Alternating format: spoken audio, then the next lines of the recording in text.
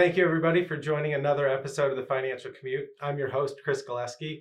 Really lucky to have CEO of Morton Wealth, Jeff Sarti, here to join us. Happy to be here. Jeff, we're here to talk about alternatives today, and I'm really excited to have you.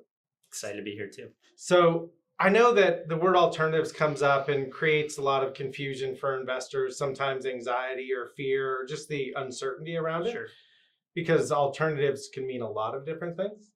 We're known in the industry for doing a lot in alternatives because we've been doing it for almost 30 years. Yeah. We've actually invested in an entire team of close to 10 people to do due diligence and oversight and management and operational efficiencies within our organization to coordinate with those groups and to make our clients' lives a little easier. Mm-hmm. You know, we manage around $2.5 billion, which means that we're small, but we're large enough to be nationally recognized. And we can take advantage of some really unique opportunities that are out there. You know, economics of scale plays a big part in the world of alternatives, because if you're a really large firm, you manage hundreds of billions of dollars or even trillions, not to name any names, you might come across an opportunity, but it's too small to scale across your clients. Yeah. Or if you're another firm our size, you might not have the experience or the team to support, behind the scenes when it comes to alternatives. So, what is it that you think that causes so much fear, anxiety, and confusion to clients when the word alternative comes up? Yeah, there is a lot of confusion. We're always trying to demystify the concept. It's interesting, on the heels of kind of thinking about this podcast, I'm reading a really interesting book right now. It's by Daniel Kahneman, someone we've talked about before, Nobel Prize winning economist, behavioral theorist. And he talks about this concept. He talks a lot about biases when it comes to investing. And he talks about this concept of familiarity. And obviously investing in what you're comfortable with or familiar with. And obviously alternatives are something different than that. But familiarity, it's a real interesting concept where what he says, and per his studies, familiarity is not easily distinguishable from truth. And so what he means by that is that, think about if you want to convince someone of a falsehood, of a non-truth. How do you do that? You basically repeat that falsehood over and over again, right? If you repeat something over and over again, and this is like kind of marketing 101, or, dictators of the world are experts at this through their media channels. They just repeat falsehoods over and over again, make it familiar to their audience. And as a result, they'll believe it's truthful. Interesting. Yeah, it's really, really fascinating. And he shows this through some studies. I think it was the University of Michigan that did this study. Let's just say it's the two of us, okay. All right? Sitting in this study. We both have a computer screen. And up on my computer screen, it says, it could say anything, flower color. Let's say it just keeps repeating that, flower color, flower color, flower color. And for you, it's some other gibberish with some other words. And then we pause, and then we have questions that are asked of us. And we have a lot of different questions. And then one question comes up. And it says, the most common flower color is red. True or false? I would be much more likely to say that answer is true. Even though... If the color that was flashing at you was red. No, nothing even with the color. Okay. Just the word flower color, I had an association with it. I was familiar with that phrase. No. And because I was familiar just with that phrase, I had no concept of the color, which is more common, red, yellow, green, doesn't matter. Huh. But once I saw that question, because I had familiarity, comfort with the words more than you, where it was shocking and something new, I have naturally felt safe and thought that was a true statement.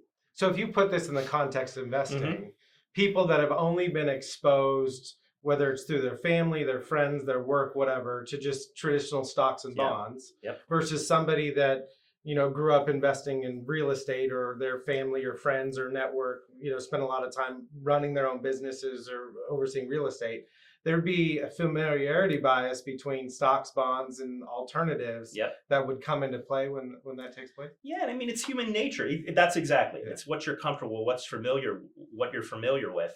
And I don't want to completely imply that this is a flaw in how the mind works. It just is how the mind works. And it's actually a strength in many ways. It really comes down to our survival instincts. The poor caveman is always the example, right? The caveman back. So you imagine you're a caveman, right? Yeah. Walking out in the woods somewhere, and you see this stimulus that you've never seen before. Let's say it's just some rustling in the trees, something you've never heard before. If it's the first time you hear it, you're going to be cautious, right? You're going to back away from it. That's smart. You don't know what that is. It could be an animal lurking, coming to attack you. Next night, let's say it happens again, you're a little less cautious, maybe approach it a little bit more closely. If you hear that night after night, become more familiar with it, you're going to approach it and you're going to realize, oh yeah, maybe that's some different species of tree with a different leaf pattern, and it just made a different sound, and now all of a sudden you're comfortable with it. So that familiarity is actually a real strength. It's built into our survival instincts. But when it comes to things like investing, just because you're familiar with, let's say, the S&P 500, Right. You're familiar with the S&P 500. That doesn't truly... It gets talked about on the news all the time. That doesn't mean you truly understand, have knowledge of 500 different stocks. You're just familiar with it. But that familiarity breeds this concept of safety and trust. Well, it's really an illusion of trust, if anything else, if that makes sense. That's interesting. Yeah. I mean, you're not going to find me in the woods camping out, getting familiar with any weird sounds anytime soon. But, oftentimes we use products from companies that we know and love. And so it just feels safe to invest. And I'll pick on a company like Apple. Sure. Great company. If they made a toothbrush, I'd buy it tomorrow. Same here. But, their business is so complex, and it's so hard to truly value or understand the intrinsic value of something like Apple. Yeah. Versus like a piece of real estate, whether it's a single family home that you turn into a rental or an Airbnb, or even an apartment building. Like those are a lot easier to understand, value, and see the cash flow.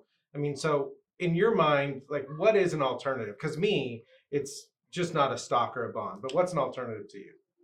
It is everything else, and I'll get to that. But I love that quick example that you gave, because that speaks to this familiarity concept that we were just speaking to. I think Warren Buffett is referenced a lot. I think one of his famous quotes, and it's true, is only invest in things that you truly know or understand. It's something Peter like Lynch, that. Peter Lynch as well. And that's a true statement. But I think what most investors then do is they think that just because they're familiar with Apple and their products, like we all are, they truly understand Apple and the complexity of its balance sheet, income statement, currency effects, supply chain. I mean, back in my younger years, I was a financial analyst reading through these financial reports. I mean, it would take weeks to truly understand and know Apple as a company, versus an apartment building, great example, where in much quicker time frame, I mean, you could really understand the nuances of an apartment building. You could look at its rent roll, its vacancies, maybe its competition within a square mile, and really rent per square foot. Exactly. Whatever. Exactly. But back on your question of what is an alternative, the quick answer is it's a lot of things, right? A lot of things beyond stocks and bonds. And I know in the past we've used different analogies. Like I think we've used a carpenter with his tool belt. Stocks and bonds may be only a screwdriver and a hammer, but of course they need other tools. I know you've used the golf analogy. Right? Having 14 clubs in your bag, like there's a reason and a rationale for each one, right? I mean, if you want to hit the ball far, you're not going to pull out your putter. If you want to hit it soft, you're not going to pull out your driver. So, taking that into consideration and making sure that you have all the tools necessary to properly compete and execute. You're always trying to get me on the golf course. So I think I don't golf. I'm a crappy golfer, so I'd probably be fine with just a putter and a driver and hack my way through. But on a podcast the other day, I heard another great sports analogy that I'm kind of kicking myself. Like, why didn't we think about this one first? But it's football season right now. And the analogy that this individual used was when you're thinking of creating a portfolio, truly diversified portfolio, it's like being a football team. Exactly. On the front office of a football team. And when you think about creating a football team, there's so many different positions. Each position truly has their own skill set, their own purpose on the team. Like investments, your own purpose in the portfolio. Now, stocks and bonds are just two of many positions in the portfolio. So that's one aspect that's interesting to think about how we construct a portfolio. We really need a lot of different skill sets to round out the team. But now as we drill in further, I think why diversification's become even more crucial of late. I mean, this is a great example where stocks and bonds, in years past, they were natural diversifiers, right? When stocks did poorly, bonds were resilient. 2000 bear market, bonds did very well. 2008 bear market, bonds also did very well. We're in a new paradigm right now. Inflation hasn't really happened since the 1970s. Total game changer. Where now traditional bonds mean, the bond index is down year to date. What is it, 10 or 11%? Yeah, 10 or 11. And today it's probably worse after today. Yeah, bad inflation numbers today. I think the 30-year treasury is down even worse than stocks, close to 20%. When you think about the role of bonds in a portfolio, again, going back to the football analogy, I think of them as sort of the offensive lineman, the resilient part of the portfolio, the protection for your quarterback, your stocks. Yeah. Bonds have worked well in most environments, but come in inflationary environment, and this is something we've been concerned with for quite some time, and it's why we've avoided traditional bonds. They're just not the 350-pound linemen that they were in years past. In this environment. In this environment, they're much less than that. Like they look more like me or than that 350-pound lineman. Yeah. So what we've done in terms of our drafting, to continue with the analogy, our investment team over the years of drafting offensive linemen is we, over the last several years, have replaced traditional bonds with other more resilient offensive linemen, alternative bond portfolios that are more resilient in an inflationary environment. And they've really done their job in this environment. And they've done a great job in this environment. So like using that analogy, because we're building our team a little bit differently, that allows our quarterback and our wide receivers and our running backs to still be aggressive or buy time to be aggressive down the road. That's I love that extension of the analogy. Yes, when you have a robust offensive line that is sort of the core of your portfolio, that even in inflationary environments going to be resilient, that still affords you the opportunity to be opportunistic with other things. Yeah. When you have a traditional 60-40 portfolio, 60% stocks, 40% bonds. Thanks for clarifying. You're just a deer in headlights. Yeah. Because not only are your stocks challenged, now your resilient part of the portfolio is challenged as well. So you don't have the confidence or courage to now be opportunistic in other ways. I think that's where, an environment like this in 2022 really hurts people because their safe money's finally at risk. And it can be somewhat scary when you're planning for the rest of your lives or trying to maintain, your lifestyle. So again, back to it, an alternative is simply in our mind something that's not a traditional stock or traditional bonds. So that's anything from real estate, other forms of private lending, healthcare royalties, water rights, all sorts of different things.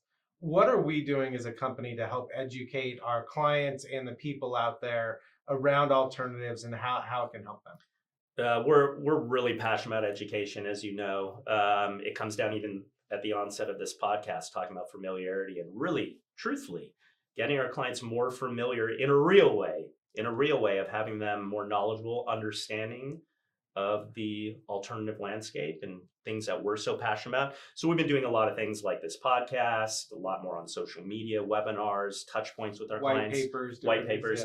But something we're really excited about coming out a month from now in October, we're going to hold an investor symposium, which is something just really excited about. It's going to be at the Agora Rec Center down the street here. We're going to fill the room, and it's going to be an all-day event where we're going to have these alternative managers, these different football players, if you will, from a variety of different asset classes from all over the country. I mean, these are managers that we vetted over the last decade plus in many cases, some of our core managers, where our clients can meet these individuals one-on-one and really not just hear from us, but really meet with these really impressive managers and hear their stories as well.